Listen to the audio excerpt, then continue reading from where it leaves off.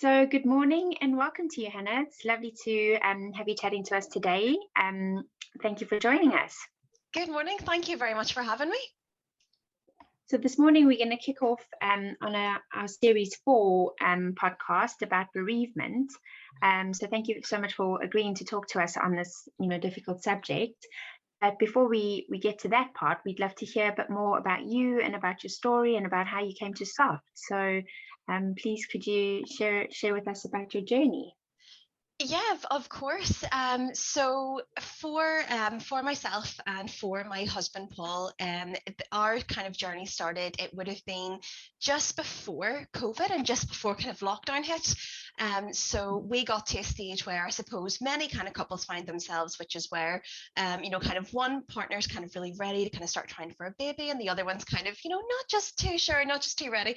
So we got to a stage where Paul was, he was happy enough and he was ready to kind of to start that journey as well. So we started and we got pregnant 3 months later. We couldn't believe how quickly it happened. And everything was progressing, pretty smoothly. There was no real issues, no real concerns in kind of the earlier part of the pregnancy. Definitely, whenever you kind of get pregnant, just as a pandemic is kind of starting, it definitely does add another element of stress into everything as well. But yeah, we got through the 12-week scan, everything was fine. Got to the 20-week scan, everything seemed fine as well. But as we got a little bit kind of further along in the pregnancy, there were a couple of issues found that were a sort of a cause for concern. So we got to, it was actually, we were about 30 weeks, I think, whenever we actually got the diagnosis that he had Trisomy 13 or Pato syndrome. So we were really kind of late along in the pregnancy. And I mean, I remember it was literally, we had, I was thrown a surprise baby shower. It would have been like literally the week before we got the results. So it was very kind of, that real feeling of everything just kind of, turning on its head. And, it's going from being very okay to very not okay all of a sudden. So we probably, like many other people, and certainly like many people that I've spoken to in SOFT, we had never heard of Trisomy 13 or Pato syndrome before. We had Cillian. It was just this kind of whole new world that was kind of being opened up to us, and all of these kind of scary medical terms kind of being thrown around the place. So that was kind of very much where we find ourselves. I remember kind of, trying to ask questions about, what does this mean? And, what's going to happen going forward? And I remember kind of just trying to take in all this information when you just feel so numb and traumatized, with what you've just been told. But we got to, it was 32 weeks and Cillian was then stillborn with Trisomy 13. Oh, that's so tough because, you'd only just discovered all of this, and then for you to lose him so soon after getting that diagnosis, that must have been really, really tough.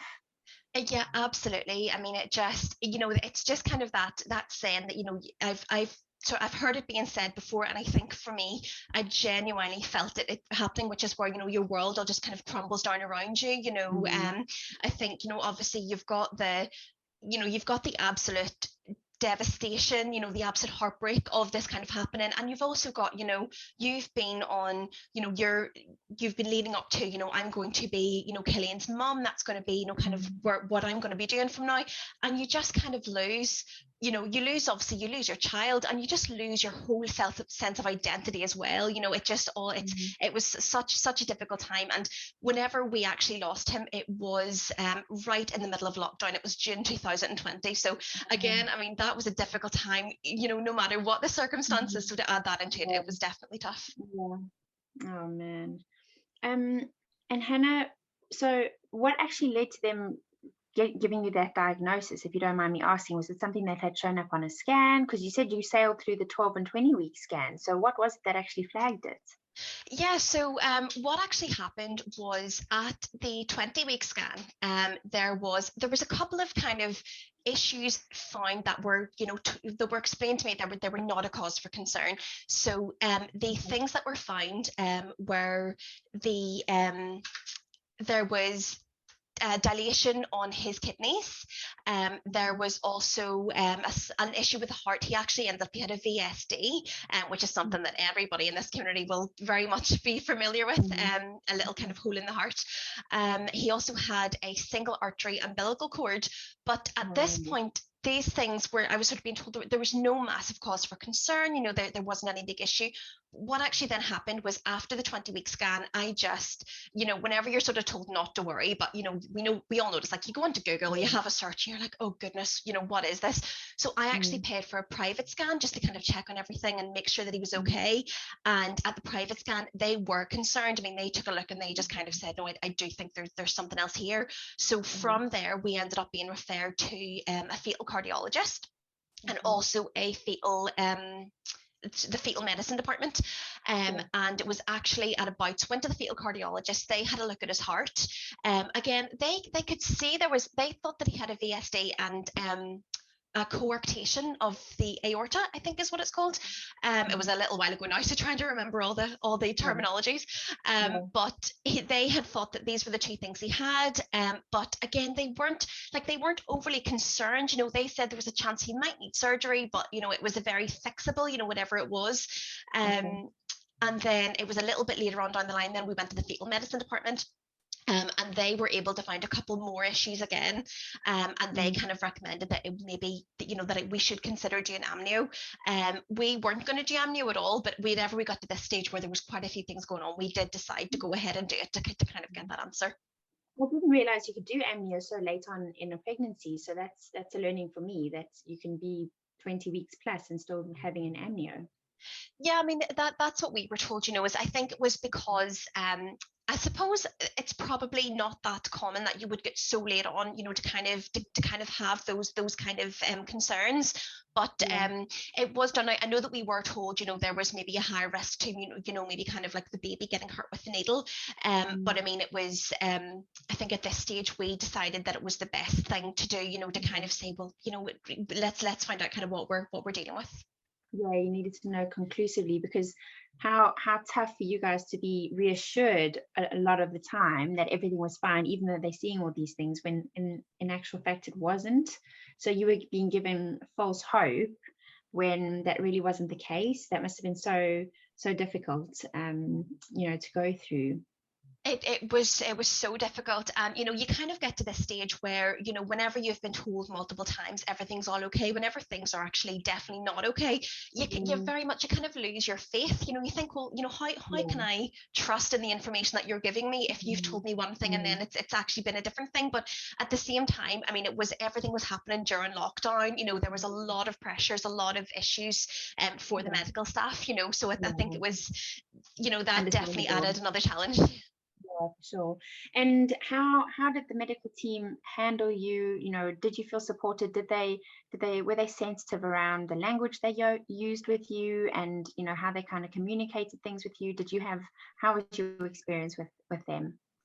I think there was a real mix, to be totally honest. I think there was one woman who she's a fetal medicine midwife, and she was absolutely incredible. I mean, she was honestly amazing. It's to go through something like that. She was just she was very straight talking, but she was also very, very reassuring as well. And she made sure that once we basically were referred to them for our appointment, she kind of made sure that she would sort of branch out to all of the rest of the medical team and make sure that our cardiologist knew what was going on, and everybody else knew what was going on. So she was absolutely brilliant.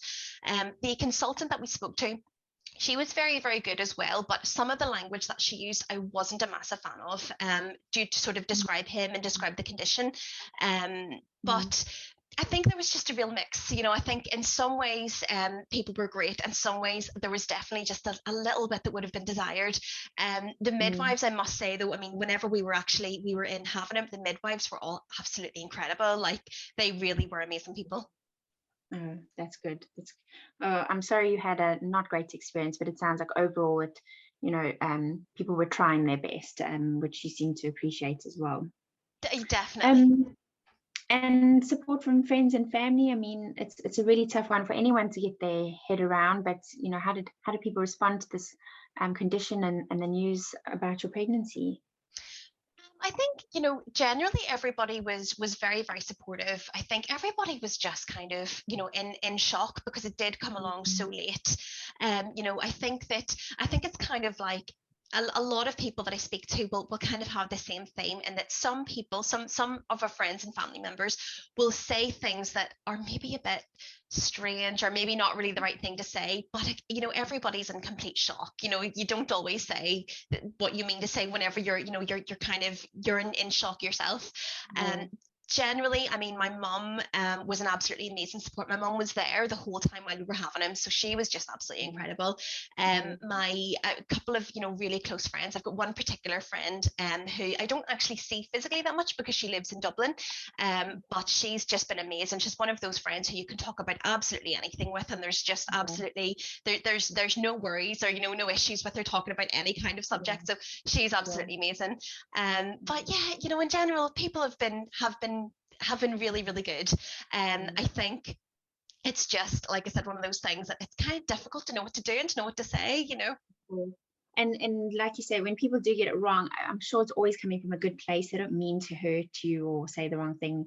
They just maybe are trying to find the right thing to say and don't always get it right. Oh, definitely. Yeah. I mean, everybody's in, like I said, everyone's in shock. Nobody Yeah, really knows what to do or say in this situation. It's not a situation anybody wants to think, to find themselves in, to think, well, what would I say or what should I say or do? So, no, of course not. Everybody's just completely trying their best. yeah. So Hannah, how did you come to find Soft UK? I mean, how did you find us? So I found Soft. It was kind of in the days after I just come home, after I just had Cillian, and I was just completely in that stage of feeling completely numb. Just I genuinely, like, I didn't know what to do. I was just really feeling really, really lost. And I found Soft. It was actually through Facebook. I think I found the Facebook group, and I joined it. And it would have been around October, I think it was. I got to a stage where I thought, I really, really want to do something. I really want to help other people and to kind of to give Cillian a real legacy. And I thought that maybe kind of like even in those days, I thought volunteering is what I really want to do. But I remember that I did my first family call, and it was actually a Northern Ireland family call around, I think it was maybe September or October. And it was just absolutely incredible. It really gave me kind of, and I think it gave the other people there as well, a real kind of outlet to kind of sit down and speak with other people who've been through the same thing. And we talked about those topics. We talked about maybe things that family members say and they kind of miss the mark. They're trying, but they kind of miss the mark. We're talking about our experiences, how we feel, how we're coping, going through everything in lockdown. And it was just fantastic. It honestly felt like, I think that when I came away from that call, I think I really kind of had that real sense of kind of hope, which is just a really lovely thing to have, having gone through that. Yeah, amazing. Finding people that are part of a community that you now form part of, I suppose. It was a feeling like that, I guess. Absolutely. And then how did you become a volunteer? Tell us about that. And what do you do for SOF for the people listening? So I'm a peer support volunteer. So just, anybody who's gone through, anybody who's maybe got a diagnosis, is maybe waiting on results, who's maybe lost their child or is looking after a child with Trisomy 13 or 18. I would just kind of, talk to them, support them, kind of through whatever their experience is and wherever they are in their journey. So that's what I'm doing at the moment. How I came here was pretty much, I mean, like I said, the family call really just it just changed everything for me. It just really gave me the sense of hope, and kind of like you said before, Kate, about the community, it gives you a real sense of belonging as well. So from there, I thought, right, I really want to do this. I really want to be a volunteer. I really, really want to help people. As you can probably tell, I'm an absolute chatter, so I can talk for days about anything at all. So it was a natural progression there, I think. But yeah, that's very much what I've been doing, and it's fantastic. I absolutely love the work. I love talking with anybody at all who needs that support. I love kind of just giving that little outlet of maybe things that they can't maybe talk about with their family and friends. And as I mentioned before as well, it also very much gives Cillian a lasting legacy as well, which is very important as well. And I suppose in some way, talking about what you've been through perhaps helps you to sort of process what you've been through, and I mean, have you felt that it's helped you personally as well? Absolutely. It's so cathartic, to kind of sit down and sort of talk with somebody who, again, who's been through the same thing or who's been going through the same thing. And, absolutely, it really does help to kind of just be able to talk about that and be able to talk about it openly as well. Mm. You're not having to worry about, oh, is this, can I talk about this part of it? Can I talk about that aspect Mm. of it? Mm. We can all, it's very much a community to talk openly about all aspects of kind of what we're going through. Mm. So yeah, it really is definitely very helpful. So it's really, I suppose, a win-win, because you're helping people, but at the same time, it's therapy for you in some strange way. Definitely. Amazing. So Hannah, I suppose in summary, is there anything you'd like to say to people, or any message you've got, or anything else you'd like to share today, I suppose, before we wrap things up? Certainly, it's sort of like we discussed before. One of the kind of the main reasons that I wanted to kind of do this today is that we talk a lot about we talk a lot about bereavement, and we talk a lot about when you're Mm-hmm. in that space, when you're in that moment of kind of everything is just kind of happening and you're not sure. When everything happens, sometimes you don't really even know how to just keep on going, how to keep putting one foot in front of the other. Yeah. And I just really wanted to kind of do this to show, well, even though it's terrible, it's an awful thing to go through, but there is another side, and there is that you do come out the other side of it, and you genuinely can, even though it doesn't feel like it at the time, you genuinely will get Mm-hmm. to a stage where you will enjoy life again, and things will get Mm-hmm. good again.